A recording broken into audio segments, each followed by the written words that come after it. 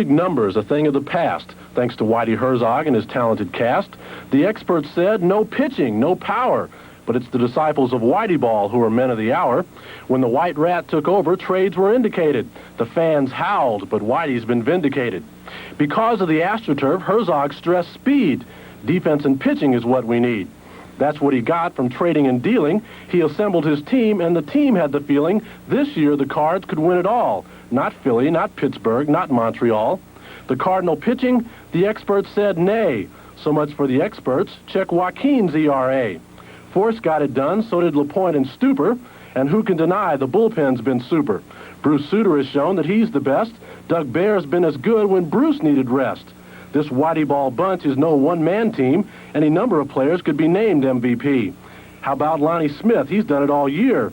And the Wizard of Oz, well, he has no peer. Keith Hernandez leads the league in game-winning hits, and the presence of Hendrick gave opposing teams fits. Willie McGee has simply been great. Rookie of the Year should be his fate. Let's don't forget that Redbird bench. Mike Ramsey repeatedly came through in the pinch. And let me praise you Cardinal fans. 2 million showed up to clap their hands. I could go on, but enough is enough. This Redbird edition proved it had the right stuff. For all you've done and for all you do, baseball Cardinals. The 1982 National League Championship Series opened in St. Louis, with the Cardinals confident of their prospects against the visiting Braves. We had a nice advantage going into postseason play because they had no time to go home then. They came right from the West Coast into St. Louis to play us. They had a great team. We knew going in that it was going to be a tough series. Redbird fans were flying high as the team cruised home for a playoff showdown against the Braves, who had taken 4 of 6 games from St. Louis at Busch Stadium during the season. But this was the playoffs, and St. Louis was dealing some tough cards. After all those years of waiting, Cardinal fans would have to wait one more day. On October 6th, with the Braves leading 1-0 behind Phil Niekro, the rain came. The Western champion Atlanta Braves jumped ahead of the Eastern champion St. Louis Cardinals in the very first inning. 1-0 Atlanta, and so it remained until the 5th, whence came the deluge. Rain, rain, rain. Tie was called, and finally, so was the game. Probably a lucky break for the Redbirds, because they were just 2 outs away from a defeat. And also because they got rid of Niekro, the Braves' best pitcher, without a decision. Atlanta's prospects were hindered further when Mother Nature burned ace Phil Niekro in the opener. The rain starting to come down again. With 1 out in the bottom of the 5th inning, this is not an official game. That game got rained out, so we ended up losing Niekro's start, and we ended up starting back again. Facing the Cardinals in Game 1, it's Pascual Perez, who spent half the season in the minor leagues on the mound for Atlanta against veteran right-hander Bob Forsch for St. Louis.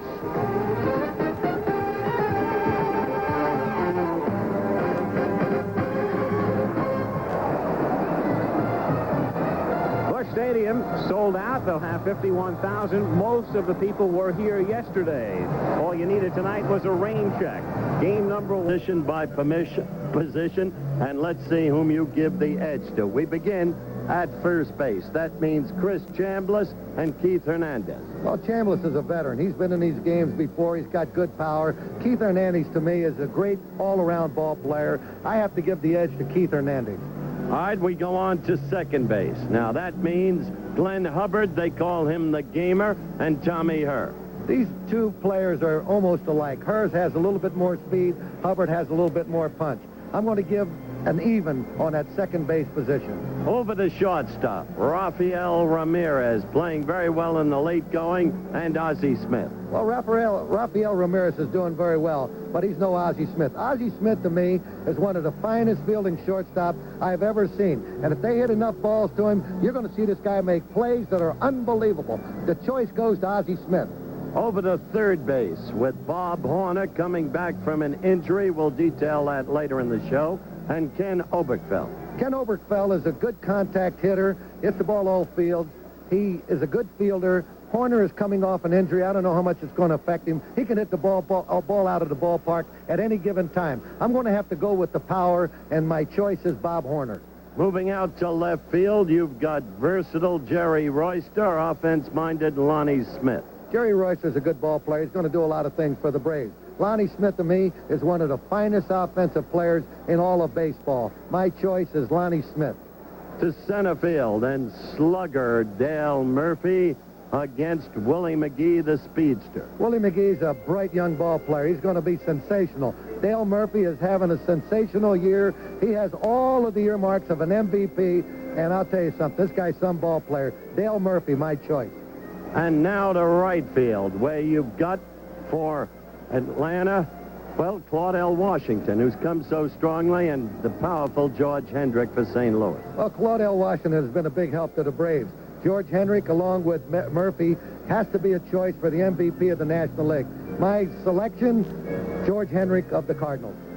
Finally, in the catching position, Bruce Benedict, Atlanta, Darrell Porter, St. Louis. Defensively, Bruce Benedict is the best. He can do it all. He can catch, he can throw. He's a good caller of signals. On the other hand, Darrell Porter doesn't have a good arm. He's a below-average catcher, but he can hit the ball out of the ballpark. And the name of the game is offense. I'm going to go with Darrell Porter for the simple reason he can hit the ball out of the park. So position by position, Tom Lasorda also pitched at Richmond, and he is summed up by former Cardinal great and current Atlanta pitching coach Bob Gibson. His comments on the young right-hander. Well, yesterday I was talking with some reporters, and they said, well, if they get by Negro, that possibly the Cardinals will have a pretty good chance. And I said, well, they're going to have their hands full with Perez. The kid's got great stuff. He's a good pitcher. He's a lot older on the mound than he is chronologically, and I just think that he's going to give him a lot of trouble. And he'll be opposed by veteran right-hander Bob Forsch. Forsch in his 9th season with the Cardinals, 15-9, a 3.48 ERA. And earlier, Howard Cosell talked with Whitey Herzog, his manager. Characterize Forsch for me. Bob Forsch is a control pitcher. He's got all the pitches, fastball, slider, changeup. He knows what he's doing out there. He mixes in a little knuckleball now and then. He doesn't strike many people out. He gives up probably better than a hit per inning overall, but the thing he does is not walk people. He makes the people earn what he gives up, and in this ballpark, that's a pretty good way to pitch, especially when we can catch a ball. Forsch, and we'll be right back for Game 1 of the National League Championship Series between the Atlanta Braves and the St. Louis Cardinals after this ABC News brief and a word from Cardinal number 9, Joe Torre.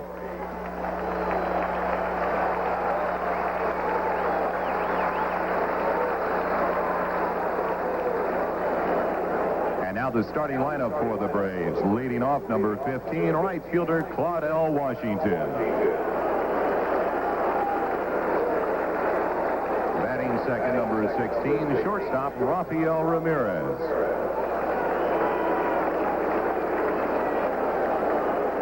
Hitting third, number 3, center fielder Dale Murphy. Batting cleanup, number 10, first baseman Chris Chambliss.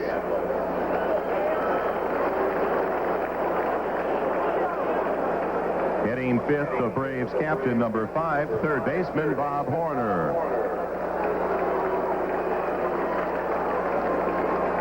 Batting sixth, number 1, left fielder Jerry Royster. Hitting seventh, number 17, second baseman Glenn Hubbard. Batting eighth, number 20, catcher Bruce Benedict.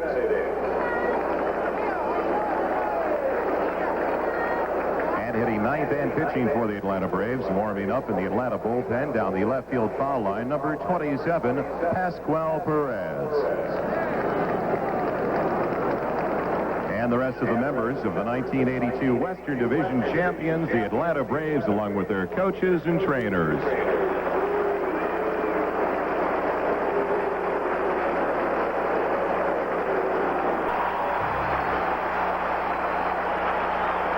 First, the manager of the Cardinals, number 24, Whitey Herzog.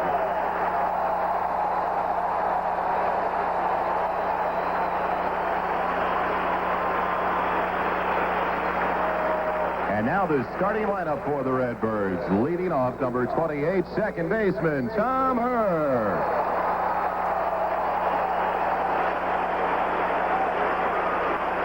Batting second, and number 10, third baseman Ken Oberkfell.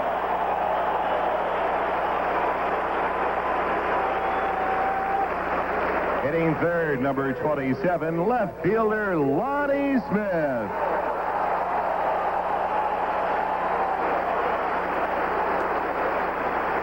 Batting cleanup for the Cardinals, number 37, first baseman Keith Hernandez.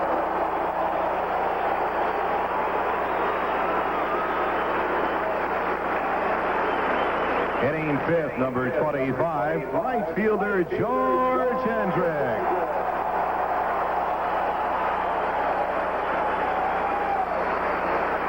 Batting sixth and catching for the Cardinals, number 15, Darrell Porter.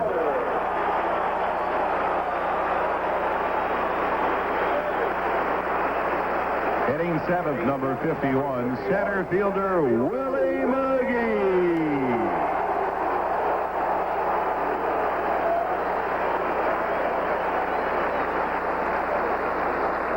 Batting eighth, number 1, shortstop, Ozzie Smith.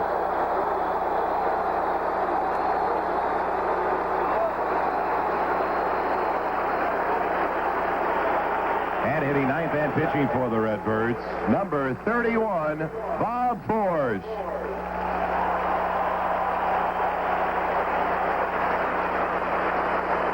And the rest of the members of the Eastern Division champion Redbirds, along with their coaches and trainers.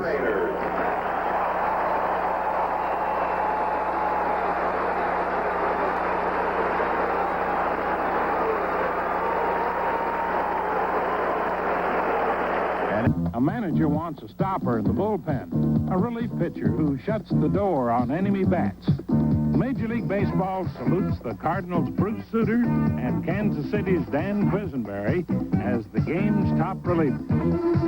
Quisenberry won relief man honors in the American League for the second time in 3 years, while Sutter spelled relief in the National League for the second year in a row.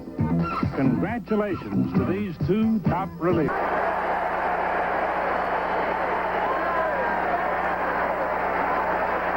Bush.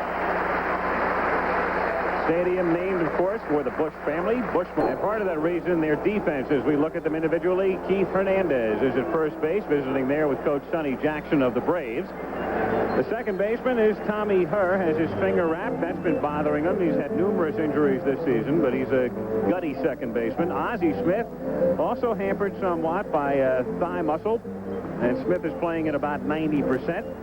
And over at third is the man who is the converted second baseman. When they put her at second, they move Kenny Oberkfell over to third, and that's worked out very well. In the outfield, the man they call Skates, at least they called him that in Philadelphia, slips and slides a lot, Lonnie Smith. In center is the rookie, started the season in AAA at Louisville, and has made a big splash here, offensively and defensively, Willie McGee. And around and right, the man they rely on for power, led the club in home runs with 19, George Hendrick. Back of the plate, over from Kansas City, Darrell Porter, and on the mound is Bob Forsch, 15-9, a 3.48 ERA in his ninth season. Claudell Washington to lead things off. He started yesterday's game with a double. Grounded to the right side, and an easy play for Tommy Herr, so this one has a more auspicious beginning for the Cardinals than did yesterday's game. Washington, with a double yesterday, was bunted. Dale this season tied with Al Oliver for the National League lead in runs batted in. 3-2 pitch. Broken bat, weak, grounded to short. Fielded by Smith, who comes up throwing in distance. And that's that for the Braves in the top of the first after a half. It's at Portland in the Pacific Coast League earlier this season. 17 walks in 79 and a third innings will tell you that he gets the ball over. That's Stuper, but it's Guts of Tari. And down goes Royster. Kept it low and away. Jerry strikes out. Number 1 games at home, by far the most by any National League team in its own stadium. And Hubbard goes down swinging. So 2 strikeouts for Bob Forsch. They are successive. He got Royster in the second, and here he gets Hubbard to start the third. But Tommy, in their 81 games on the road, it's going to have to be Button again. first, and it's a foul ball for strike 3. They intimidate you. The first baseman and the third baseman charging like that. You have to Grounded toward the middle. Smith struggling to Hurd, and that's the end of Atlanta's threat in the third inning. No runs, 1 hit, 1 error, leave 2. That's 230 hits, 363 batting average, MVP. Says he had the 6 happiest years of his life here in St. Louis. McGee grounding it there. Watch him run. Watch into him the run. right field corner. Watch McGee run. Over to play it, and Washington has it bounced away. He's going to get a home run. He is around second on his way to third. Come on. He stops there. He's not watching his coach. Can you Chuck believe Hiller that? at third, and the ball is now just reaching Chambliss. McGee never looked at Hiller at third. That's exactly He had 5 bases if he wanted. That's right. He had a home run inside the park. Tommy called it on the button. The kid knows what he did. Here it is down into the corner. He definitely has a double to begin with. Probably a triple if Washington even plays it perfectly. Now watch him. He'll come to third. Hiller's just waving him in at third. Tell him to go. But he's not looking at him. Watch Hiller. He stops at third, never looked at Hiller, and here's the tough bounce you can oft-times get here at Busch Stadium, compounded by the fact because The game was scoreless in the third inning when Willie McGee, the talented and nervous Cardinal center fielder, got something going, even though he made a big mistake. Jay, do you have the same feeling I do about this big crowd just waiting to boil over? Yeah, we could feel it yesterday, and it's even higher tension here today. Down the line. There's their chance. By Chambliss. Willie will go for 2 and maybe 3. The ball's away. He might He'll go all the way. Oh, Willie, go, run, Willie, Willie, run. He's not looking. He was not looking. You believe this? He'd have made it standing up without a play. He didn't watch his third base coach, Chuck Hiller. Hiller was waving and waving and waving. The switch hitter. We had a lot of switch hitters. Maury Wills was converted. hit in the air to center field, deep enough to score McGee. Murphy is there and makes the catch, and Willie tags. Murphy's got a decent arm, but he won't get it. 1-0.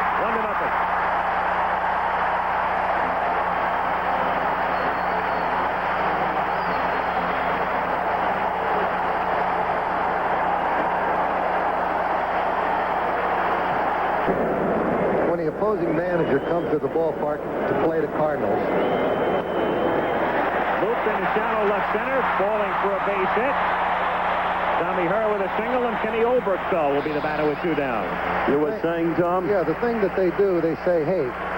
Until last Sunday when he pinch hit. He was in the lineup yesterday in the rainout. Looping liner, caught by Ozzie Smith, and a 1-2-3 inning for Fort.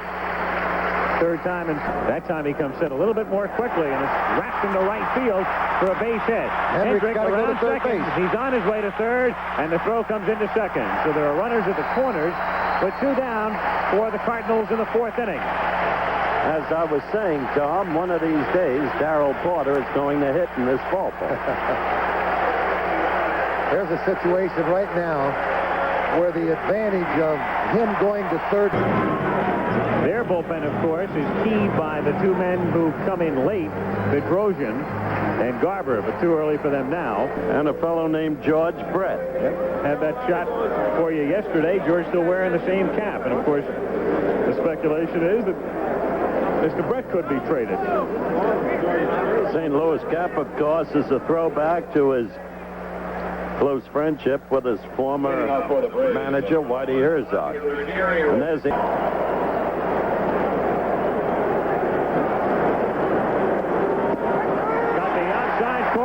And Royster walks away, shaking his head. Got the black away now. He's going to go out away with this pitch. He's going to try to make it bad, so he swings at it. And Forrest able to come up with it. Runs halfway to first, flips to Hernandez, and that's that. No runs, 1 hit, leave 1. Of course, with a left-handed pitcher, he'll go with Watson, number 1. Back through the middle, and it's a base hit. Perez got turned around on it that time, so he makes a nice play on the bunt and then gets turned around and wasn't in position to field the ball, hit right back over the rubber. That ball went right over the mound. Yep. He fell off. Any of those hard throwers, they fall off to the side. Watch it. Here he goes, right off to the side. See? Right there. Amazing how it only worked for more than 3,600 hits. What a great hitter. Everybody talks about Musial and say, what a great guy he is. Who couldn't be a great guy when you got over... Oberkfell, who was in, backing up at third. The runner goes. The pitch is swung on and missed, and Porter's throw is a one-hopper that still gets him. Darrell Porter with a weak throw, sidearm one-hopper, but it skidded up into the glove and starts. No, that was the key, Al. Her moving over, picked it up on a hop, and Washington sliding too early. Yep. Never got there. Cardinals on top. 2 out, 6th inning, and Murphy loops it into shallow center field, but Smith goes out, and Ozzie makes the catch. He's amazing.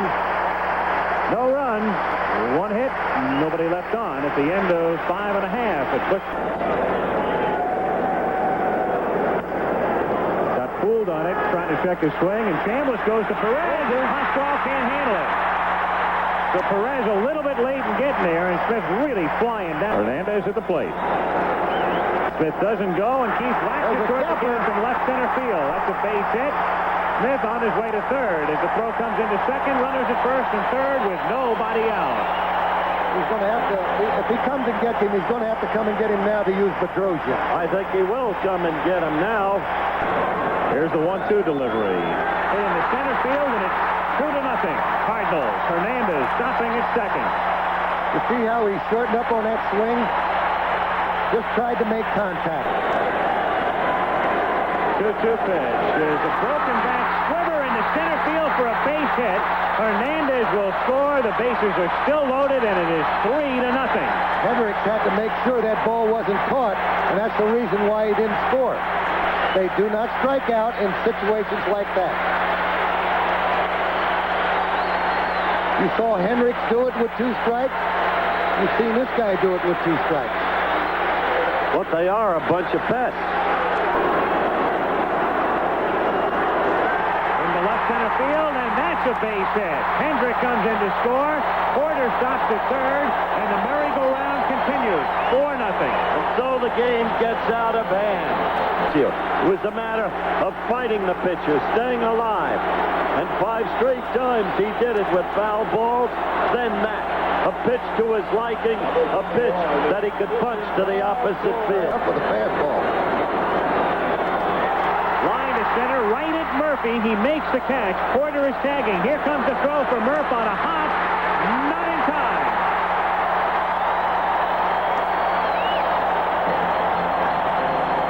Doesn't have blazing speed. Murphy made a decent throw. Line drive, 1 hop. I don't understand why Benedict was well out in front. Yes. Benedict was division with a split season. They, like the Reds, were shut out. Grounded to the right side. Chambliss will fall down and has no play, and it's 6-0. Bedrosian never got over there. He thought Kress would take it himself. Curve. So it should be a routine play. The Cardinals cash in and make it 6-0. Chambliss ready to come up and flip to Bedrosian and was wondering where he was. That's the Cardinals center pitching when you don't break over to get to first base. Now here's where what you said a moment ago becomes very important. To get her into the lineup, traded Reed, moved Oberkfell to third, and he's done a good job for them. This is just one game.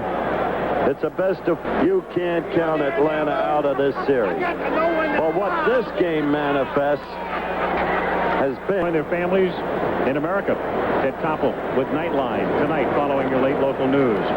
Royster. Smith is there. And the Wizard of Oz puts it away to retire the side. Force rolling on several occasions. They were disappointed in particular offensively. Rams this one into right field for a base hit and maybe more. Washington will play it off the wall, and Porter on his way to second. The throw is offline. It's double. Carroll's beginning to find his bat in this ballpark. And the bat by a bat boy who was your bat boy, wasn't he, Tommy, for the Dodgers, as you look at the hit again? Sean Rorty. Get a season facing this same ball club, but not tonight. Foul tip, and it's held by Porter. Strike 3. Guys hitting Atlanta club. You know, what's interesting is you look again, foul tip held on to here. That just goes to Number Evers on Porsche, who's going to... What a pitch. Struck him out. Strikeout number 6 for Porsche. And at the end of 7.5, it remains 6-2. In St. Louis, the hand is for Bob Porsche as you look at Bob Walk, the new Atlanta pitcher. And the crowd, most of them giving a standing ode to a man working on a 3-hit shutout and who has driven in a run tonight with a sacrifice fly. A well-deserved round of applause for a great performance by an outstanding young man. Perez, Bedrosian, and more preceding it. Wow. Porsche, what a night. 2 hits and a sacrifice fly and a 3-hit shutout through 8. See the way he just laid that bat out there, Tom. So the man who was signed as an infielder originally spent 3 years playing the infield before they can have. He has not pitched very well. Base hit into right field. 13 hits. They will stop Porsche at second. It's amazing, isn't it? 13 hits. How many of them are singles? And now he wants a breaking ball. In the air to center field. Porsche is tagging. Let's see if they send him. Murphy makes the catch, and they're going to bring him home. Murphy's throw is up the line. Now they throw down to third. Not in time there. 7-0. Now they throw down to second because time hadn't been called, and not in time there either. And here comes Corey. Catch, and Wendelstadt was umpiring at third. He calls it no catch. Russell had to change his lob throw to second, try to throw to first. Now the play at third.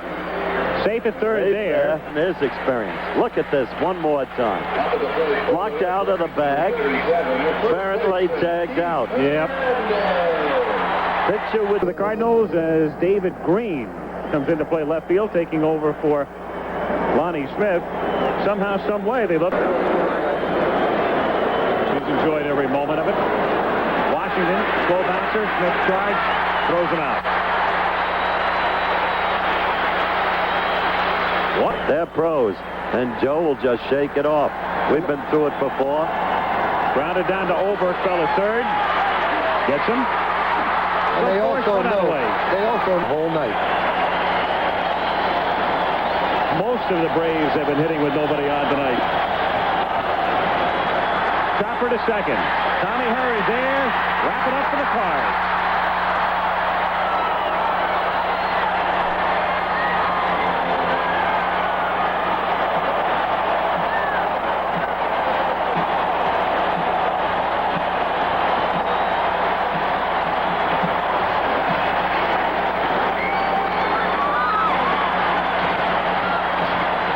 Great fans. They're showing their appreciation for a great performance by... Actually, I feel good about it because it helps loosen up everybody else too by me showing them that I can hit the ball and run. But my worry was when I didn't look up and pick up the third base coach coming around second. If I had picked him up, maybe I could have possibly scored. And then by the time I looked up, it was too late. What did Scott Miller say to you at third? At what time? When I got there? Well, it wasn't too good, it wasn't too good.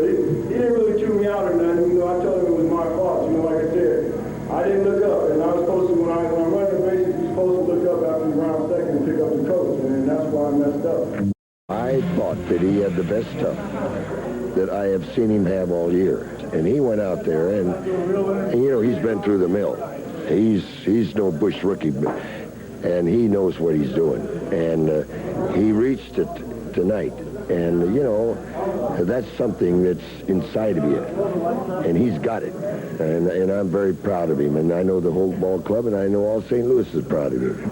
I've waited a long time, as have other guys on this ball club, to get an opportunity to pitch in some postseason play. And it just felt good to go out there and have a good effort and have a good performance and win a ball game. Darryl called a good game back there, and I had good location, so basically wherever he called the pitch, I could pretty much put it in the spot. And it didn't matter whether he called a fastball or whether it was a slider or quarterback. I had good location with all the pitches, and everything just worked out. We were going inside and outside on hitters, and we jammed a couple people, which sets up the pitch that's away.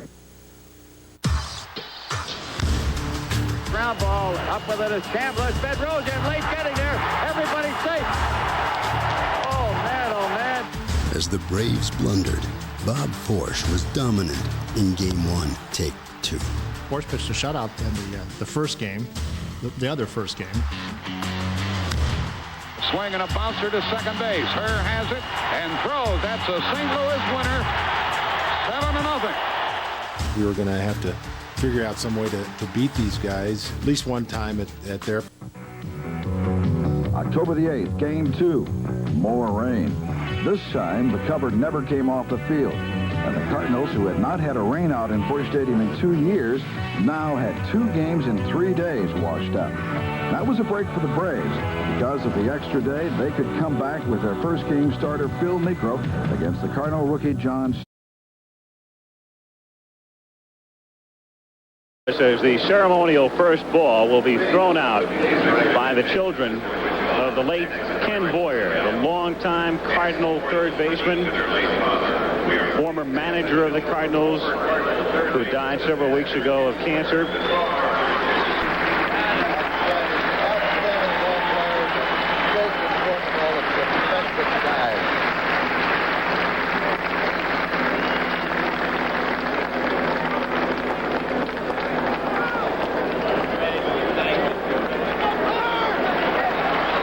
St. Louis is John Stuper, and this had to be the last place he thought he would be when he started the season. John Stuper beginning the year in AAA ball at Louisville. And here's what Whitey Herzog had to say about him. John Stuper's a kid that was very impressive in my spring training camp in 1981.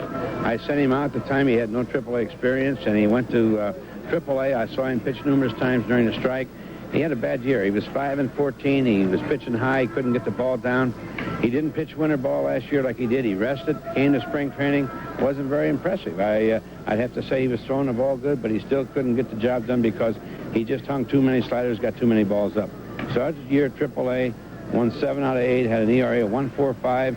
When Andy Rincon faltered, and I wanted to bring in a right-handed upper, I brought him up, and he's been a lifesaver to us. The thing he's done best is pitch against pressure in big ball games. He's beat Venezuela in L.A.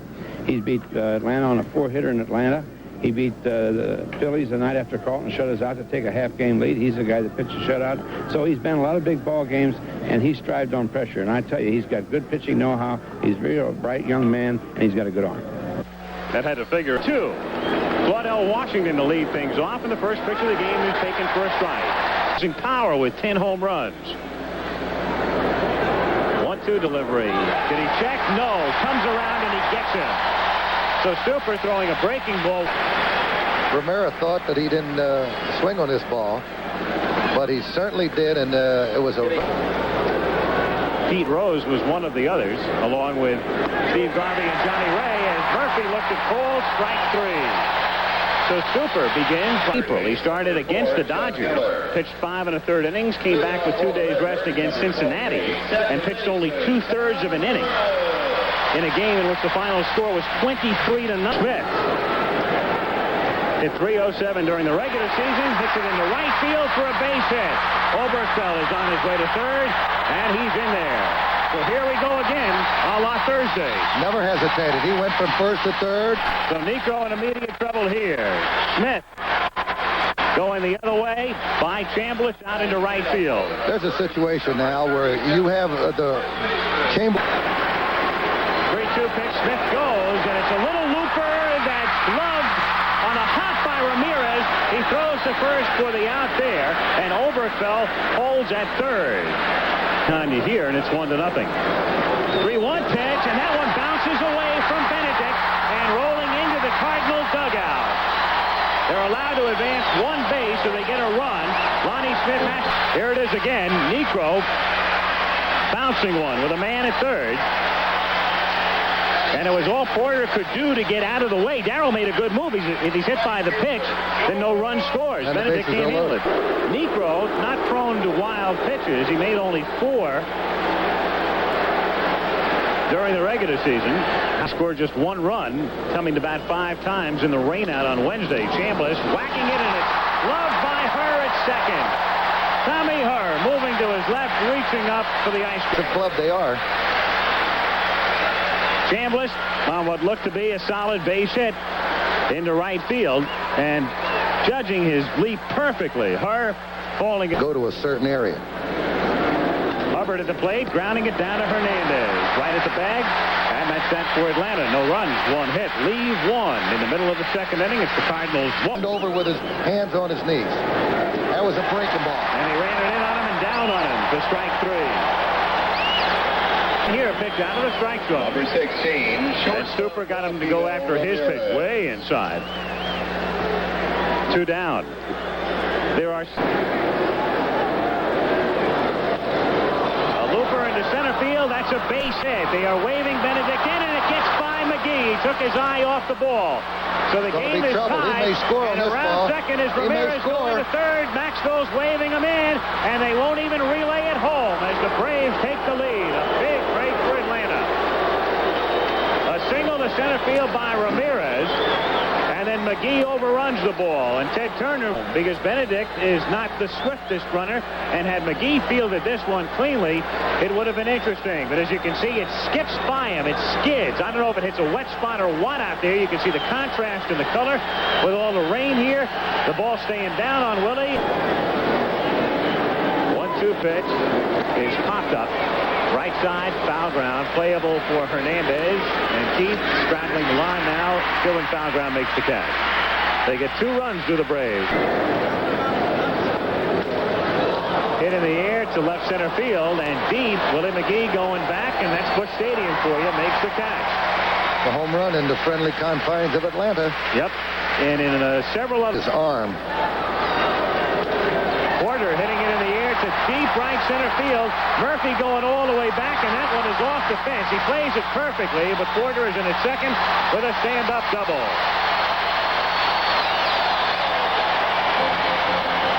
Darryl Porter, and that's a home run in a lot of parks. But here it's 2 bases. He hit a good pitch, I'll say that. That ball had some life to it. And he stayed right with it, and the ball broke away from him, and he got the fat part of the bat on it. There's a 1-2 pitch is high and gets away from Benedict. And so the runner goes to third, and Hendrick is still at the plate. Benedict here. And Bruce, the man under the gun, you can see that hitting off the bottom of the glove. Not even got part of the bare hand. Shorter second base, but at the corners they won't. And he strikes him out, a big strikeout. Very big. Number 3 for Niekro. There it is. And he got him swinging. Makes the tag on McGee. Circle the bases. 2-1 to score. They send Smith as Stuper hits a comebacker. And Niekro works out of it. So Phil watching a man at third, nobody out, and they strand him there to the Cards, and through 4 it's Atlanta 2. St. Louis, as it came down. That's right. And spinning in. Here's Niekro now, and Phil hits it in the air to left field, deep enough to score a run as Lonnie Smith. And the guy may tag up from second. Make the catch, but they just send Hubbard in from third as Benedict remains at second. So Niekro delivering a sacrifice fly. And it's 3-1 Atlanta. Number 15, right field. The runner number over. 16. And Ramirez is the batter. In the bullpen, the left-hander is Jim Cott, who's older than even Niekro. And the right-hander is Jeff Lottie, a rookie. Here's Hub Kittle now, the pitching coach for the Cardinals.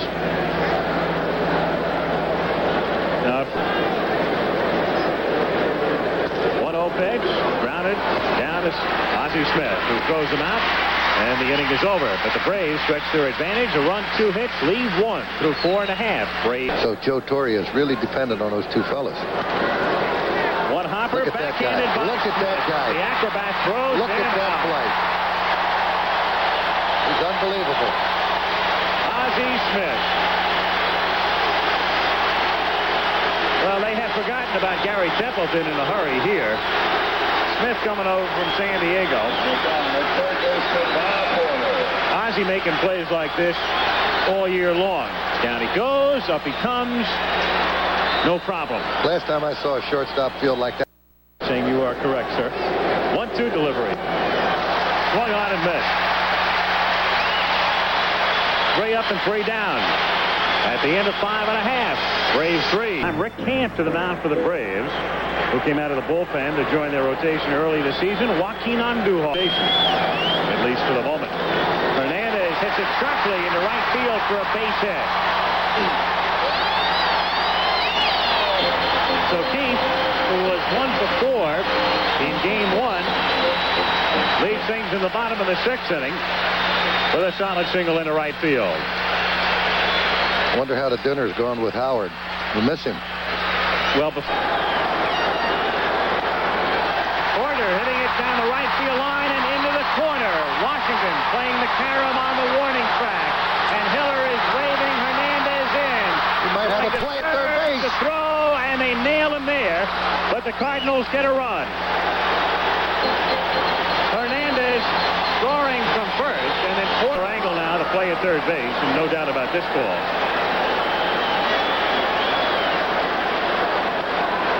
Chopper going to be a tough play for Ramirez. Charges, fields, no play.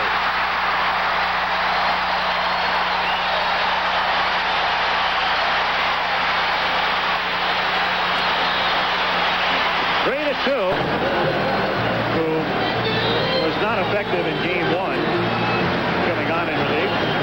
Threw very hard that night, and he was the victim of the Cardinals' attack. The chance, he'll bunt. Rounds it by Chambliss into right field for a base hit. Hendrick will go to third as Washington's throw comes into Hubbard. That's 4 hits in the inning. And they'll go to the bench with Stupert due up here. Chambliss diving. They had to hold a runner on, opened up the gap. So Braun, a versatile fellow who can fill in occasionally, infield or outfield, with the Cardinals. There goes Smith. Ozzie running, and the pitch is swung on and missed, and there's no throw. All Benedict has to think about here is making sure that ball doesn't get behind him. So in a situation, knuckleball. Grounded to the right side. Chambliss, Negro covering, and Phil escapes. So in the inning, they settle for a run, 4 hits, and leave 2 after 6 balls. Comes out of the St. Louis bullpen as we go to the 7th inning. Jerry Royster to lead things. Here's Gene Garber. This is a little early for Garber. 7th inning. They normally like to close it out with him. But perhaps Torrey can... Negro, number 4, Vince Pocarova. Pocarova. The seasonal figures right there. Here's the 1-2 delivery.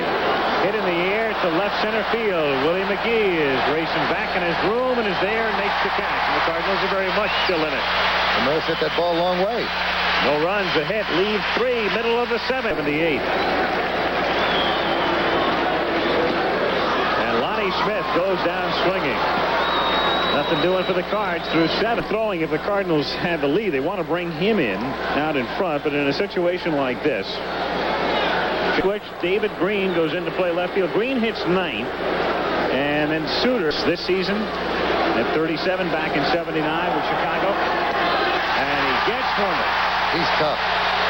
I've seen this guy so many times do the job. He's very tough, and you know, in baseball. Royster at the plate. They're running from second. The throw down to Oberkfell, and they nail Murphy. So Dale Murphy figuring he could steal third. Chambliss remained at first with a double steal either not on or somebody missed a sign. And Murphy is gone. Ooh. Pretty close play there with a 10. Back to Suter, and Bruce gets this crowd fired up as he gets out of the jam. In the 8th inning, Bruce goes to Chan at the end of 7.5 at puts Dave. Ball picking up speed on the turf. And here's a play featuring Darryl Porter, the next batter, 6th inning. Now watch here, he drives in a run with a double.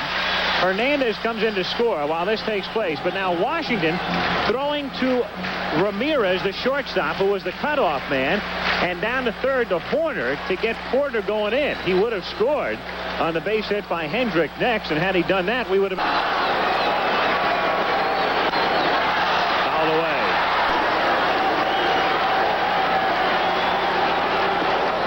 And he's aboard. So Darryl Porter, a perfect night, 2 walks, 2 doubles. Number 25. He's grounded toward the middle. That's a base hit into center field. Porter is around second, and he'll go to third as Butler's throw comes in.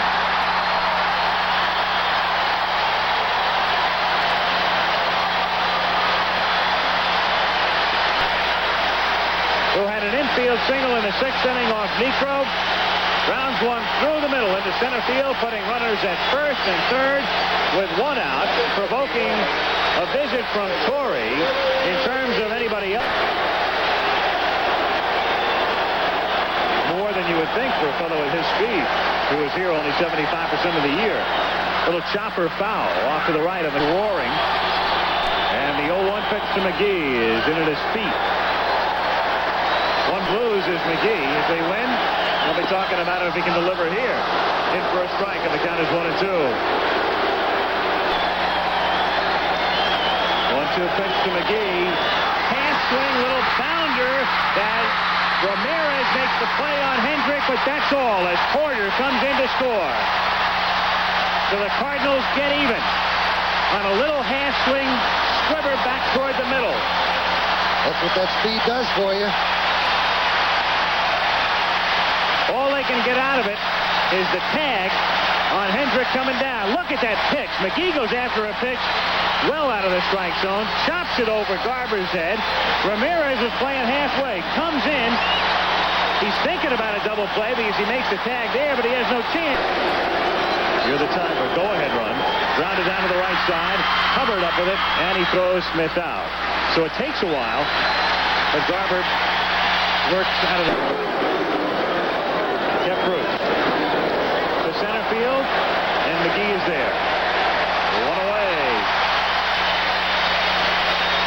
Rebounded from that, and he was unconscious the last 3 months. Untouchable. Down to Smith. Two guys. The vacuum. Hit 133 this season.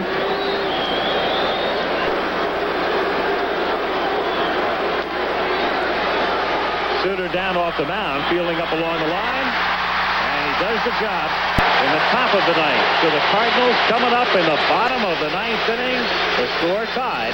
Taking on for the Redbirds, number 22, left fielder David Green. He's got Jim Cott warming up. The pitcher's hitting fourth this inning, and if he gets in a hitting situation, he may have to go to the pinch hitter. There's Cott. Green. Bob Engel says yes. And the 2-2 pitch is grounded to the hole and through for a base hit. So the winning run is on. And with Royster playing close to the line at third, Green able to find the hole, get it through, and there's the winning run. And there's a man whose team is trying to avoid going down 0-2. Again, you got to look for Dane Orr to come out in a situation to pinch hit for Suter. Third. Waiting for the bunt. Hurst squares, lays it down. Good bunt, does the job. Super bunt.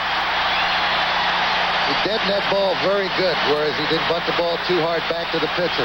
And that's the secret of bunting, is deadening the ball coming off, then the ball will come off a lot harder. He makes the ball, hit the bat, and then a slight give with the hands, allowing the ball to come off very slowly. And that's what you have to do here when everybody in the ballpark knows you're going to goes to the mound. Oberkfell is the batter. You've got first base open. Now you've got the number 3 spot occupied by Suter. Up next, Whitey Herzog's not going to tip his hand for the moment. He sent Suter out into the on-deck circle as they discuss strategy. Well, he's asking him who he'd rather pitch against, Oberkfell or Hernandez or the pinch hitter. And Garber's going to. You can rest assured he won't give him anything good to hit. It could be an intentional walk, but he does give him something, and he rips it foul. 0-1. Very, very, very tough situation right here. To right center field, Butler on the run, reaches up, can't make the catch. Green around third, comes in to score, and the Cardinals lead 2-0.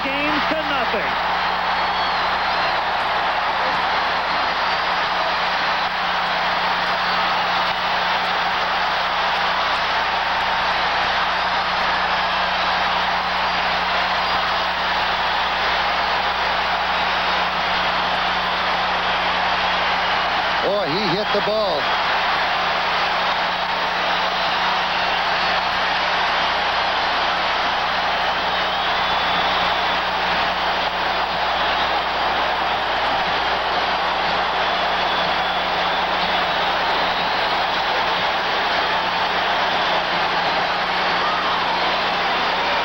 Base open and a man 6 for play, and the Cardinals come from behind. Watch it again. Butler going back, reaching up, almost made the catch. But Oberfeld teeing off to right center. Butler just missing it. And the Cardinals, as we take a look at another view of it from center field, reaching up. It gets by him, and the Cardinals are 1 game away from the World Series. Come from behind in a seesaw game. Isolation now on Green as he watches. Green wasn't even tagging on that play, interestingly enough, at second base. He was so excited, caught up in the moment. He was watching the ball. He was watching the ball. The moment he saw the ball go over Butler's head, that's when he started down to Georgia tonight for the St. Louis Cardinals, who beat the Braves 4-3. Decro's knuckler was knuckling, and Bruce Benedict had some problems catching it. In the Cardinal first, after a walk-in single, Ken Oberkfell scored on a wild pitch, and the Cardinals led 1-0.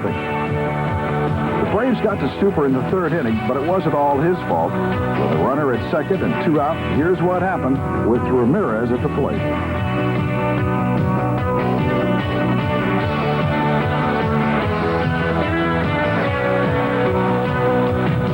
Pick it up.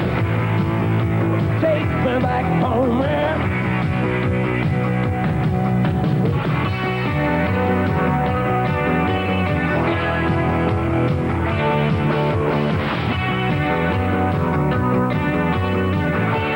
Darrell Porter reached third with nobody out in the Cardinal 4th, but he died there.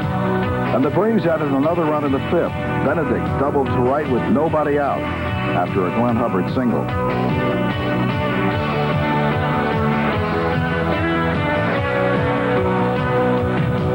Then Negro played the fly ball game, driving in the Braves' 3rd run, and the Cardinals, it appeared, were in big trouble.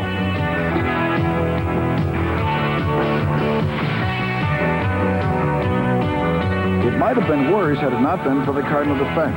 The Wizard did it again.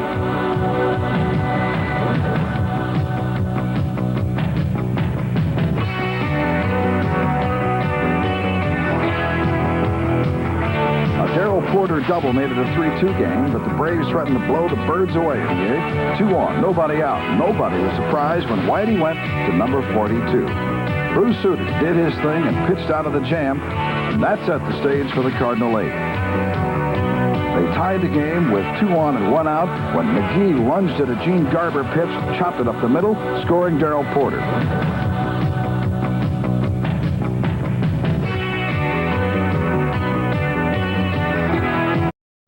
Game, 9th inning. David Green opened with a single. He was sacrificed to second by Tom Err, but then in a surprise move with Suter the on-deck hitter, the Braves pitched to Oberkfell. They shouldn't have.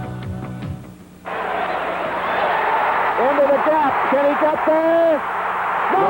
The Cardinals are going to win. Here comes Green. The Cardinals win it. That was Buck Butler in center field, and the Redbirds win it 4-3. Now here's the celebration.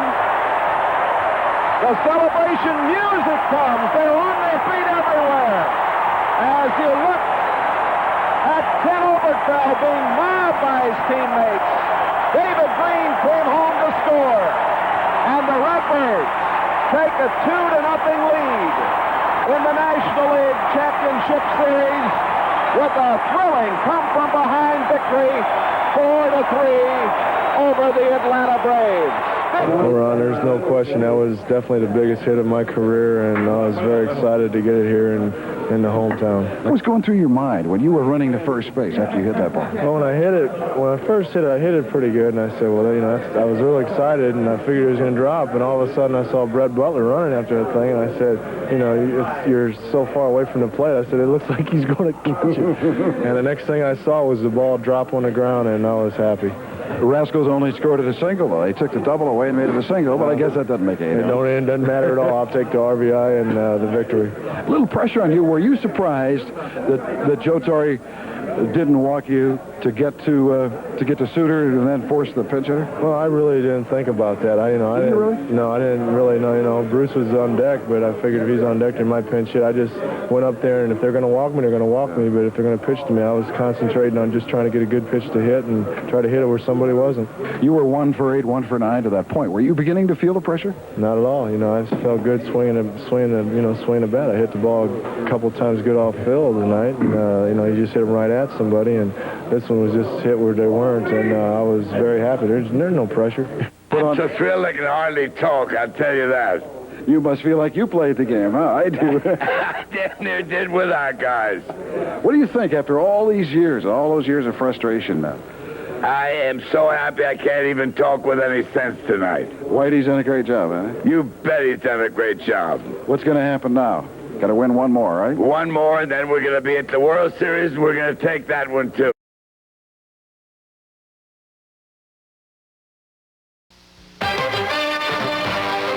ABC Sports presents Game 3 of the 1982 National League Championship Series. From Atlanta Fulton County Stadium in Atlanta, Georgia, the Eastern Division champion St. Louis Cardinals, the Western Division champion Atlanta Braves. Last night at Busch Stadium, the Cardinals going up 2-0 as they came from behind to win it. Final score 4-3. Big man out of the pen all season, Bruce Sutter with 36 saves, came out of the pen last night to pick up the victory. And with the game tied in the bottom of the 9th inning, Ken Oberkfell came up to bat with David Green at second base and drove him in with this drive to center as the Cardinals won it.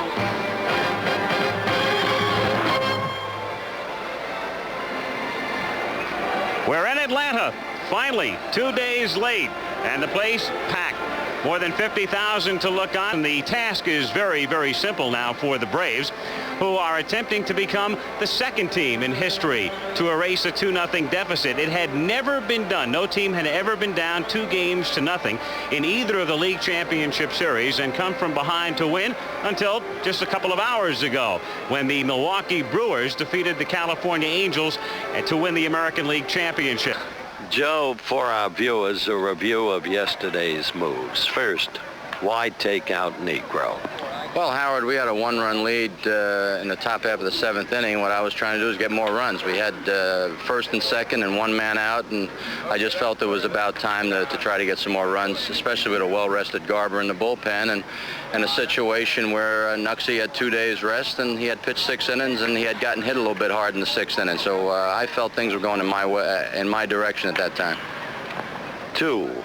Why pitch to Oberkfell? We had shown a graphic that showed Oberkfell's past success against Garber. You know all about that. Why pitch to him with the open base? Well, I've got the situation right now. I got to make a choice. Do I want to pitch to Oberkfell or I want to pitch to Hernandez? And to me, Hernandez, pitch him with no bases open. I'd much rather pitch to Obi in that situation. Even though he had been successful about Garber, Garber in a situation with a base open has been my best pitcher, where he knows how to pitch around somebody, knows how to try to let the hitter get himself out. But in that stage of the game, it just didn't work out for us. He gave him a pitch he could hit, and it beat us. So I'd do the same thing right now if I had an opportunity to, and I hope I do. Correct me if I'm wrong. Wasn't Suter up next? Suter was up next, and Dane Orge was, in all likelihood, the pinch hitter, and it was 1 out. If I could take it for granted that Orge is going to hit into a double play, then it's fine, but I just can't take that for granted. So you were looking ahead to Keith. Tom Lasorda has observed that while you've tried to get everything you could out of your ball club, he feels the overriding problem is the absence of a left-handed pitcher. He said against Montreal, against Philadelphia, you wouldn't be in this position. What's your view of that? Well, we knew coming in what our problem was. If we had a left-hander that we felt could get left-handers out, he'd have been on this ball club. But when we had a choice to make of taking pitches, we decided to take the 9 best pitches we had. And whether we had a left-hander that we had all year on the ball club or not, it would have still been Garber or Bedrosian against Oberkfell and the likes of an Orge and Hernandez. So this winter we'll definitely be searching for a left-hander, because I feel that'll make us a lot give us a lot better balance in the bullpen. You haven't quit. Heck no. Are you kidding? We've won 3 in a row before. We're just going to have to win one at a time. And, you know, I feel once we get past tomorrow, we win today and tomorrow, now it's in our corner because their 2 best pitchers will be by the boards. A great deal to come back in your personal life. Much personal travail. And you've seen other cases in baseball of people afflicted with alcoholism. Now, is the problem epidemic in baseball? Yeah, I think we've got a problem there, but you know, they talk a lot about cocaine and drugs like that in football and basketball, and I've really never seen that much in baseball, even when I was doing a lot of it myself. I think we've got a problem more with alcohol than anything, more with alcohol, and probably there's some amphetamines taken in baseball quite frequently. Do you think it's hurting the game very much, notably on the part of performance of players? Well, I think it definitely takes its toll. There's no question about that. Guys just can't play as long. They just, I think, you know, I played fairly well when I was doing those things, but now I'm not doing quite as well. And to say that I don't know that the alcohol and the drugs that I took didn't take something away from me. Maybe it took a couple years off my career, but I know it's ended a lot of people's career. But more than that, it's destroying people as human beings, and it's turning them into something, into phony human beings, and people begin living in unrealistic worlds. Do you think Major League Baseball is acutely aware of the problem and doing enough by way of helping with programs and the rest to nullify this, at least to improve it? I don't know. It seems to me like they're probably concerned about it, but it doesn't seem like a whole lot's being done, and especially now that the focus is more on the football players and the basketball players, you just don't hear that much people talking about the baseball situation that much. I don't know that they're doing enough. I think that probably something else could be done, but then that's sticky. I mean, how do you, who's to say what's right, and who's to say who's got a problem? The only person that can tell you that they got a problem is that person themselves, and I would say it's just real difficult to do anything about it. You jeopardize your own future in the big leagues by talking with me this candidly. I jeopardize my future? Well, if I do, then that's fine. I'm just speaking from my heart, and that's how I feel. What more can I say? You're a heck of a guy. Thank you very much. Thank you, Howard. We'll be back in just a moment with highlights of the stunning Milwaukee comeback against the California Angels. California scored first in the top of the first when Fred Lynn's single drove home Brian Downing, who had led off with a double. In the bottom of the first, Milwaukee drew even thanks to Paul Molitor, who led off with this hustling double, then scored on an infield grounder and a sacrifice fly. California regained the lead in the third inning, and once again it was Fred Lynn with a single who drove home the run.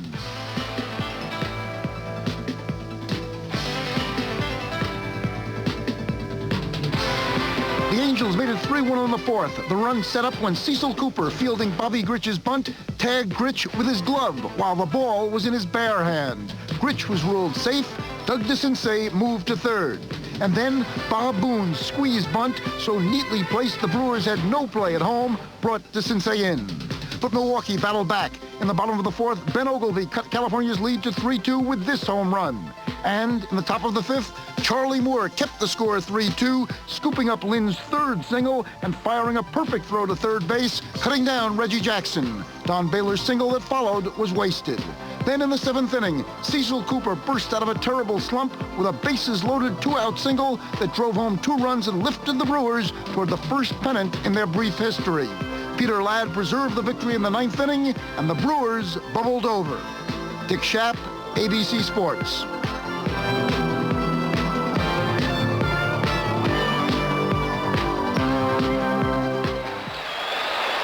Back in Atlanta, the pitching matchup tonight. Loosening up in the Cardinal bullpen. Joaquin Andujar, 15 and 10, the second best earned run average in the National League this season. And he'll be opposed by the refugee from the bullpen, Rick Camp. 2 under 500 at 11 and 13. Right, let's go to the Cardinals starting lineup. Leading off, switch hitting Tommy Hurd. Then Kenny Urbick fell. And after him, Lonnie Smith, the offensively versatile one. Keith Hernandez cleaning up. Then comes Darrell Porter. And then big George Hendrick. And after him, the speedster Willie McGee. Then the magician in the field, Ozzie Smith, who can be a magician with the bat. And finally, Joaquin Andujar, the defense, Al. And before the defense takes the field, that ritual normally performed by Chief Nakahoma. Levi Walker, who's been the Braves team mascot here for several seasons, retreating to his teepee in left field, and here come the Braves.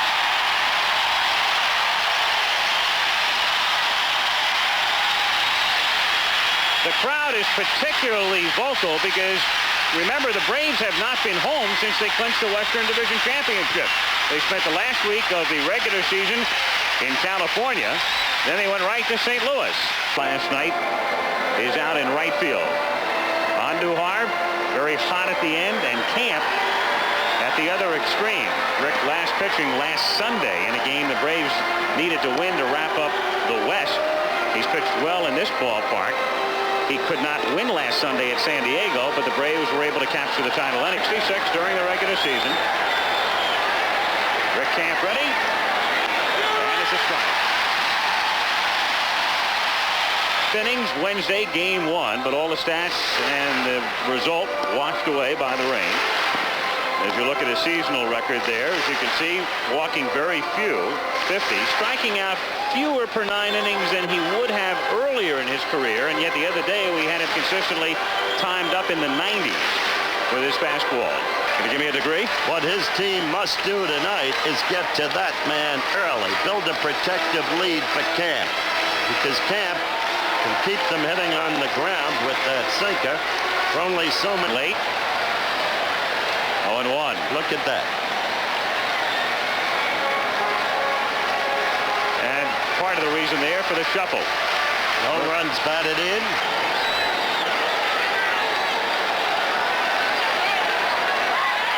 And again, a very close play. Bruce Fremming, the umpire at first base. He's a tough cookie, that Bruce Fremming. Still a lot like Don Nottingham. You remember the butterball fullback of yesteryear in the NFL? Well, that was close at first base. Really was. Yeah. Going to the plate. Grounded left side, speared by Oberkfell. To her one, and back to Hernandez for a double play. There's the strength of the Cardinals again. That good defensive play, turning it into a double play. Watch again, Royster hitting it sharply, but Oberkfell ranging to his left to one hand. And a 5-4-3 on the pivot from her. And there are 2 away. Probably. Still hit. 2-2 pitch. And he can't check in time. Low and inside. Porter makes the tag. And that's that for Atlanta in the bottom of the first inning. Another look, the pitch low and in, running down at his feet. And Claudel coming around. No question about that. Through 1. It's St. Louis. Bing Devine, who was with the Cardinals then. Hernandez goes the other way into left field for a base hit. So the Cardinals have their first hit. Hernandez leading things off in the second with a solid single, and it will bring up Darrell Porter 4 for 6 in the playoffs. As you know the story, he's got a picture swing. Bing Devine sent Bob Kennedy, who was then with the Cardinal organization, out to check the kid out. And they won the game by that count. Engel tonight is down the right field line, and the 3-2 pitch is outside. He loses him. And who wrote him and thanked him and praised him was George Hendrick, who hits it into right field for a base hit. Hernandez had to wait. Now he rounds third, being waved in, and the throw comes into second. The Cardinals are on top, and on the play, Porter goes to third. So a base hit by Hendrick. A liner to right center. All he does is knock in runs, does the job, helps the team win a lot of ball games. He's a tremendous asset to that ball club, and all the players on the Cardinal club really look up to George Hendrick. They certainly do. He drove in 104 this season, and he missed 26 games. Amped in last night's play when he wanted to come up throwing and never came up with the ball, and Ramirez was able to circle the bases. And then the chopping signal, the key hit late in the game for Willie. So Bob Gibson. A young man who was a very promising fighter from Guyana. Willie McGee driving it into the gap in right center field for extra bases. That will score Porter. Hendrick is rounding third. They are waving him in. Hubbard's throw coming to the plate, and it is not in time. As he gets to the plate before Benedict's tag, and McGee winds up at third, and the Cardinals are on top 3-0.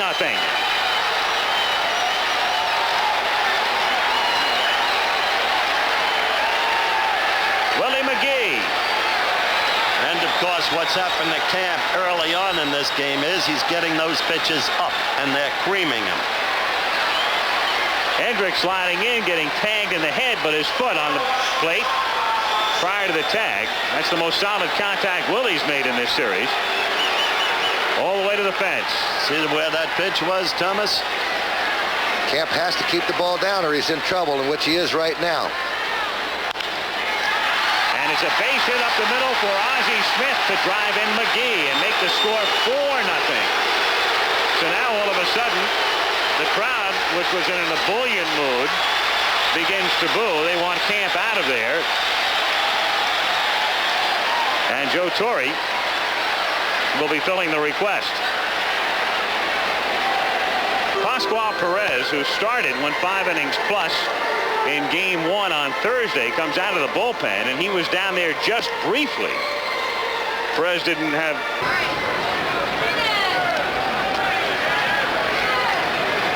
2-2 to Chambliss. It's sharply off Andujar, down to Hernandez. Keith dives, and he's out at first base. Now, where did it hit Joaquin is the question. Looked like it hit him in the leg.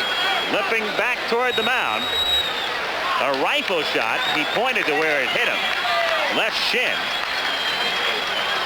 And so Gene Gieselman, the Cardinal trainer, and Whitey Herzog come out. That can stiffen up in a hurry, can it, Thomas? That ball was creamed.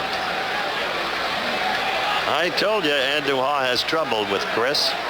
And you put it down low to Chris. A great low ball hitter. There it is. Right there, out over the plate. Look at it. Skips off the front of the mound. Off the left shin. And then Hernandez makes a great play here as Keith comes up with the ball, dives for the bag, and gets there in time. And reflexively, Andujar was going to first base. He was attempting to cover. As you can see, the close play, and what a play by Hernandez, overshadowed right now by the Cardinals' concern about Andujar. Keith, the 4-time Gold Glove winner. 07 slugging percentage. He helped this ball club win a lot of games with his bat. Andujar gets him on a sharp breaking pitch. So Joaquin, at least now anyway, showing no ill effects of taking the liner off his leg. Again, 0-2, a prototypical 0-2 pitch. Throwing it outside the strike zone and getting Murphy to chase it. He's still got the good stuff right now, and the only thing he has to worry about is the leg stiffening up later on. Good Knock him out. If anything, he looks even sharper. 3 strikeouts. The last 2 are successive. Same type of pitch he got Murphy on here. Run it low and away and get him to chase it. 1 gone. September for some key games here. Down in 4 figures. To the right side to Hernandez. Keith makes the play himself. And Andujar looks fine. No ill effects whatsoever. Through 3, it stays 4-0 Cards. For the runner and trying to hold him on the bag. 0-1 pitch. He stays this time, and it's grounded down to her at second, who makes the tag and throws to first. A double play. The second that Royster has grounded into. And just an unfortunate break. There's no way he goes 4-6-3 on this one. He's got to get him in this fashion, and he does. Royster hitting it right there for him. You know, when the scouts covering major league clubs today, you'll find them with a stopwatch, and they will time the delivery of the... 97 at home. One on the right. Driven to right field, but Hendrick comes in, slides, and makes the catch. Great play by Hendrick. Tremendous in play. right field. So that saves a run as George slides on the slick turf. Horner hitting a shot. He doesn't normally go to right. In fact, as we pointed out, they had her playing on the left field side of second. But Hendrick comes in, goes down, and gloves it. So at the end of 4, it's still St. Louis 4, Atlanta nothing. An Olympian, and he almost got there. 5th inning, Tommy Herr leads off, hitting it in the air to left center field. Royster and Murphy going back, and Jerry can't make the play. Picks it up near the track, and Tommy Herr winds up with a double. Herr does not have a whole lot of power toward the line and very shallow. Had a long way to go, ran the great circle route, and had trouble picking it up. Royster looked like he was waiting for Murphy to come and catch the ball. I think that ball clearly should have been caught and could have been caught, and no words needed. 4-0 St. Louis.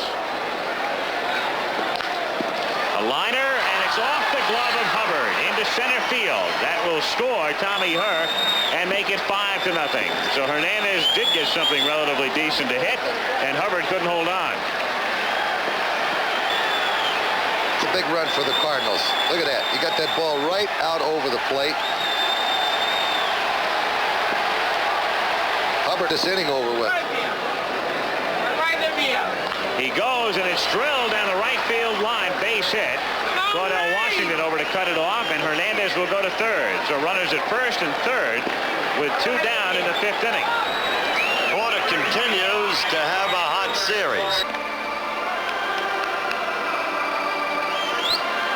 Donnie Moore, long man out of the Atlanta pen. 3rd pitch for the night. Worked in game 1 the other night. They've got Bob Walk in the bullpen. And he blows it by Hubbard. That's the 2nd time Glenn has struck out, and that's strikeout number 4 for Andujar. With Benedict coming up.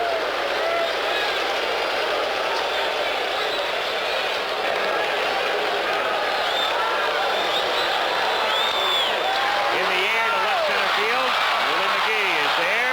That puts it away, and it also makes the game official if we get rain. We've played 5 now at Atlanta in game 3. The Cardinals 5 and the Braves nothing. You're the umpire as Intellivision presents You Make the Call. Ron Hodges rips a liner off the pitcher's leg, and Tom Herr plays the carom. Is the batter out? You make the call. Cardinal Joaquin Andujar's pitch comes right back at him and hits him sharp in the leg.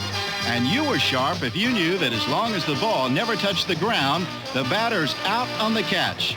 You made the call thanks to Intellivision.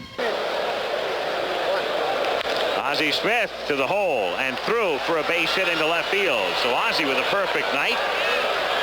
2 singles and a walk. It'll fool you. He's a pretty good bat manipulator. That's Steve Mura down in the Cardinal bullpen, just getting in some work. Joaquin Andujar, a shutout through 5, and before the series began, Howard Cosell had this chat with Whitey Herzog. Whitey, characterize Joaquin Andujar for me. Basically, he's a pitcher that we acquired last year right before the strike. He never pitched an inning for us till after the strike. Finished with a 6-1 record and really did a good job, beating Montreal 3 times.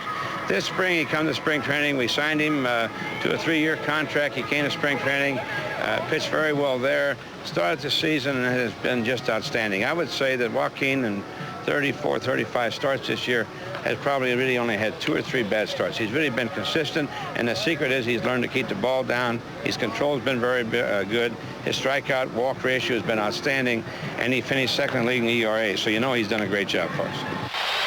He's gone. Wissington grounds it sharply to Hernandez, but Keith stays with it and does it himself. 1 away in the bottom of the 6th inning. 2 hits tonight for the Braves. Rafael Ramirez, a 1st inning single. Dale Murphy, a 5th inning single. Hernandez, those soft hands, right there, tough hop. Picks it up, does it easily.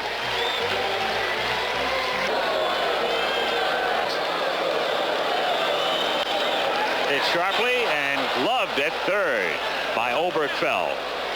That is shoe tops for the out. That's 2 balls. That's what he needs to do. Make him hit the ball. Right into the glove of Oberk. 1-0 pitch. His line to right center field, but McGee comes in and makes the catch. That ball fairly well hit. But the Braves again come up empty. So we've gone through 6 at Atlanta. St. Louis 5, Atlanta nothing. Back into right field for a base hit. So Oberkfell has his first hit of the night. 3rd hit in the series. The Cardinals with 9 hits now. So look there at Roger Maris, who hit 61 in 61. Looking on here at the end of 6 1/2, 5-0. His hometown of Charlotte a few years back. Stan the Man. His statue out in front of the stadium. The familiar corkscrew batting stance. Always smiling. Joaquin Andujar. Grounded to the right side. Herr stays with it to Smith. 1 and turns it over 4-2. They give up a run, but they avoid the big inning. Coming in to score Harper. Smith got rid of that ball when it was fed to him by Herr. Right. Just watch how quickly he unloads the ball. And he's really out of sync there, too, and yet he's still able to get it a lot on the throw. Into right center field. That's a base hit, and that will score, or will it? Because Murphy falls down, then the throw is a rainbow, and he scores anyway. Here he is, as Murphy rounds third. If he's upright, he scores easily, no problem. Okay. But he goes down, and McGee threw a rainbow into home plate. Murphy is able to scramble to his feet and come in anyway, and Herzog goes to the mound. And it is now Bruce Sutter time. So Whitey calling in the ace. 5-2 in the 7th. We'll be right back. Out in the bottom of the 7th inning, and Bruce Sutter came out of the pen to win last night. His 2 fingers. There it is. In the air, center field. Here comes McGee, and so Sutter works out of it. If we go to a 4th game tomorrow, it looks like Washington would miss that one. 8th inning, Ozzie Smith trying to butt his way aboard. Benedict out to glove it, and doesn't get him. And Ozzie, who can fly like McGee. Guy getting on again. Now you got the pitcher coming up who will sacrifice. That's 3 hits tonight for Ozzie Smith to go with a walk and a perfect night. As I pointed out the other day, a lot of people seem to think that when you have a guy hitting 8th, he's the worst hitter on the club. That isn't so. The 8th place hitter is a very, very... Mailer's 2-2 pitch. Grounded toward the hole. Backhanded by Ramirez, but Horner was off the bag. Bob was going for it. So nobody's at third. And so after the Braves get 2, the Cardinals right now trying to blow them out again. And here comes Joe.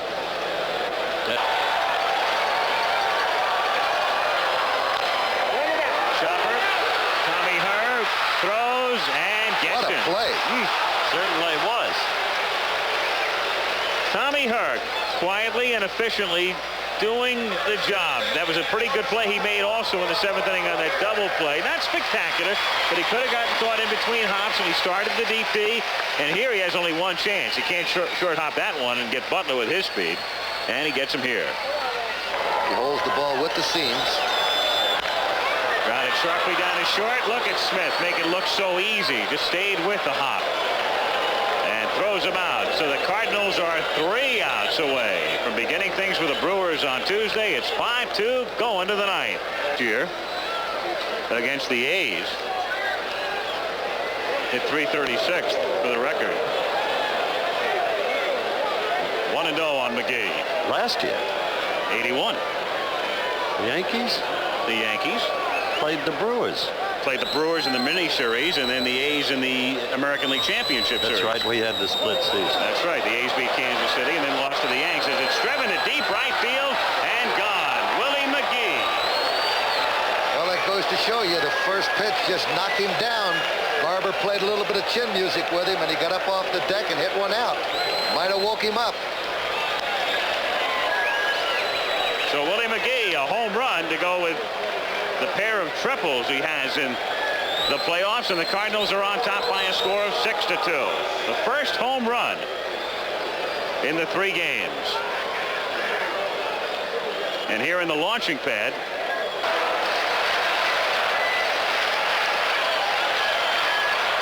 the 1-2 pitch to Terry Harper is a chopper to short. Ozzie Smith over to Hernandez. 1 away in the 9th inning. There's a great, his old mates. Squibber, fielded by Porter, throws to first for the out. So 2 away. Suter faced 5 men last night, retired them all. He has faced 6 tonight. Chambliss hits it in the air to left center field. And the St. Louis Cardinals have won the 1982 National League pennant.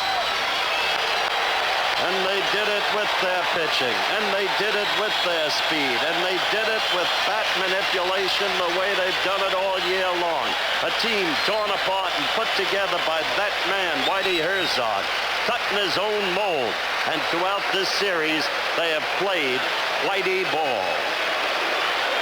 The St. Louis Cardinals behind Force in Game 1, and then last night, Oberkfell driving in the game-winning run of the 9th. And tonight it's Andujar and Suter, and 4 runs in the 2nd. And they never look back. So the Cardinals on top through much of the early season, fell out of first place. In midsummer, the furthest behind they got this year, 3 games, then came back and finished with a flourish down the stretch, clinching it with 6 days to go, and then blowing out Atlanta in straight sets. And I suppose as an appropriate symbol for the Braves here in Atlanta, it's begun to rain, but too late. All right, let's go downstairs. Jim Lampley is there with Darryl Porter. Jim? Thank you very much, Al. Here is the man who has been named the MVP in this playoff series, Darryl Porter. Darryl, it was a difficult year for you with the injury, but this is a great finishing touch for it, I'm sure. That is really neat. I just don't know what to say. That's fantastic. It was really just a team effort, though, all the way. Everybody contributed at times. It's a great feeling. Being in this kind of a playoff was not a new experience for you after Kansas City, but going to a World Series will be. Is this ranked now as your biggest thrill in baseball? I think it was more fun this year because I was with a bunch of guys that had never won it before. Over there, everybody on that team had won it when I got there. And over here, hardly any of these guys have ever won it before, and it's just really exciting. I tell you, we're just real thrilled. You struggled throughout much of the year at the plate and then came up with a real big offensive series here. What was it that turned it around for you during this week? Well, I just try to go out and I try to put all of the playoff stuff out of my mind and just say, hey, you know, I'm just going to relax and I'm just going to try to have fun. We're either going to win this thing or we're going to lose it, but I ain't going to put any pressure on myself. I'm just going to go up there and relax. All right, congratulations, Darryl. Here's the man who deserves so much of the credit, not only for managing the team to this victory, but also as the architect of this club. Coming out of spring training this year, after all the deals you've made in the last 2 years, were you convinced the pieces were in place? I felt pretty good about the team, better than I've ever felt going out of spring training. I thought that we'd have a good ball club. We had a good ball club last year, and I thought we were better. I thought with the 2 Smith boys and the fact that our pitching was a little bit better, and then we had some rookies come through for us.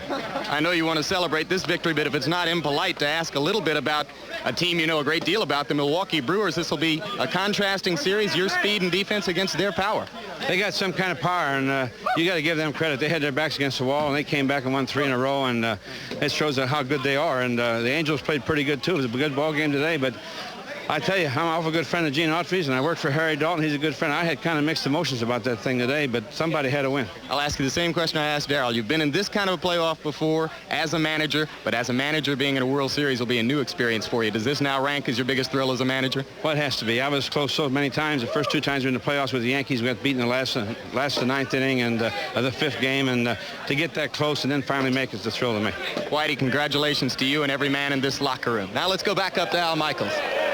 Thank you, Jim. The St. Louis Cardinals, the National League champs. Our thanks to Alan Ross, statistics, Steve Hurd for the graphics, Al Michaels, Howard Cosell, Tom Lasorda. Our congratulations to the St. Louis Cardinals on to the World Series to face the Milwaukee Brewers. The National League Championship Series moved to Atlanta on October the 10th, with the Cardinals leading 2-0. Fulton County Stadium was jammed for the first postseason game ever in Georgia. Joaquin Andujar against Rick Camp. The Cardinals didn't waste much time getting on the scoreboard. In the 2nd inning, George Hendry singled with Keith Hernandez on, and the Cardinals led 1-0. Then Willie McGee continued to cause baseball fans all over the country to ask, where did this guy come from? Willie tripled, driving in 2 more.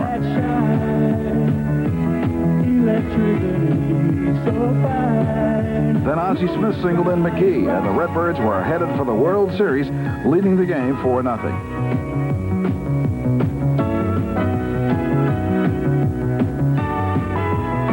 Cardinals reached the LCS partly because they played superb defense much of the season. Hernandez made a remarkable play on a ball hit by Chris Chambliss off Andujar's leg. One tough Dominican proved he was exactly that, and he stayed in the game. Later in the game, with 2 on and 2 out, Hendrick made a sparkling play in right field.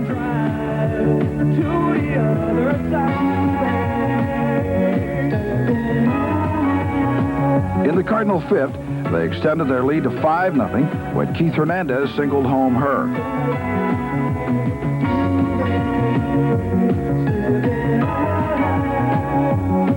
It was a 5-2 game in the 9th, and Willie McGee bought some insurance.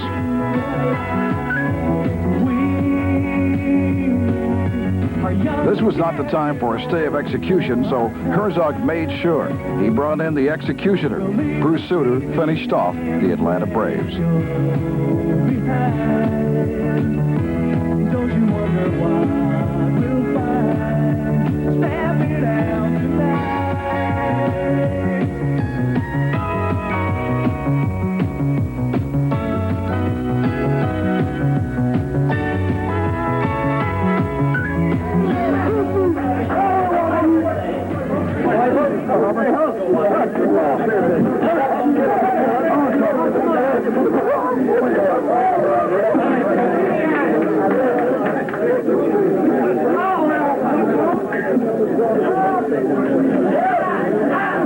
I've got to ask you, on the last fly ball, you and Willie looked like you might converge out there for a minute. Well, I was yelling all the way. I wanted it bad. You know, I only got 2 balls this whole playoff, but I wanted that one. Right. And Willie kind of picked me up and saw me coming and let me have it. All right. There's the man who made the final out. I wasn't sure whether you had it or not there for a second in the mist and the rain, but happiness reigns for you in this club. Oh, yeah. We're feeling great, and hopefully we can keep it going and bring a World Series to the people in St. Louis. I'm exhausted just from the excitement, you know. I contributed again. I had a bad night last night and come back tonight and, you know, do a lot of things more so positive than I did negative. And I'm glad it's just a tomorrow. You know, it's always tomorrow, and that's what the guys keep telling me. So I had an opportunity and I capitalized on it, and I'm just happy to be here. We felt that Negro was the man to beat, and we felt we could beat anybody else they threw at us, and Negro was the man to beat. So when we beat him that second game, we felt that was the key. You know, Whitey had him prepared, and I just wish him all the luck from here on out. But you know, we didn't play the kind of baseball we were capable of playing, and we had played during the course of the year. Well, it's a big thrill for me because, like I said before, I've been in 3 playoffs and got beat twice in the 9th inning of the 5th game, and to do this tonight really takes a load off my mind because at least I get to manage the team in the World Series.